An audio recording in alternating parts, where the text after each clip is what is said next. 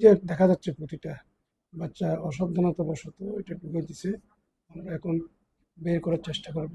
চেম্বারে বসে নাক কান গলা একজন ডাক্তার 3,000 6,000 টাকা নেই পকার বেঁধে, কিন্তু আমি এ পর্যন্ত আমার 30 বছরের প্র্যাকটিসিং জীবনে কোনোদিন এক্সট্রা টাকা নেই। এটা 3,000 টাকা নেই। বাচ্চার নাম কি জানো? অন্ত্যেকশীল। বাচ্চার এই ডান কানে যে একটা পুঁতি ঢুকেছে, আপনারা কি জানতেন? জানান না। এই দেখছেন, এই যে দেখা যাচ্ছে প্রতিটা বাচ্চা অসাবধানতাবশত এটা ঢুকে দিছে। আমরা এখন বের করার চেষ্টা করব। আলহামদুলিল্লাহ, আমরা আস্তে আস্তে বের করার চেষ্টা করছি। বাচ্চাটা ভালো আছে। আঙ্কেল, এই যে শেষ হয়ে গেছে বাবু। আহ, এই এই যে পুঁতিটা, এটা খুব একটা টাফ জব।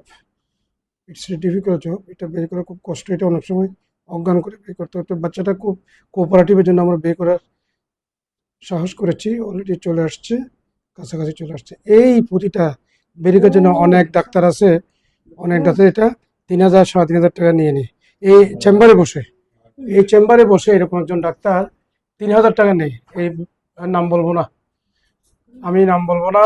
এই প্রতিটা বেগুলোর জন্য এই চেম্বারে বসে নাক কান গলা একজন ডাক্তার 3,000 6,000 টাকা নেই পকার বেঁধে, কিন্তু আমি এ পর্যন্ত আমার 30 বছরের প্র্যাকটিসিং জীবনে কোনোদিন ওই মহিলাটার সাক্ষী আছে, 16 বছর আলিফের প্রতিষ্ঠা লগ্ন থেকে আমি এই চেম্বার করতেছি। এরপরে আমি কোনোদিন কি নিছি এক্সট্রা টাকা নেই। এটা 3,000 টাকা নেই, এবং পকার বেঁধে 6,000 টাকাও নেই। এই চেম্বারে বসে, কিন্তু এই ডাক্তার নাম বলবো না, নাম বললে গিবত হবে।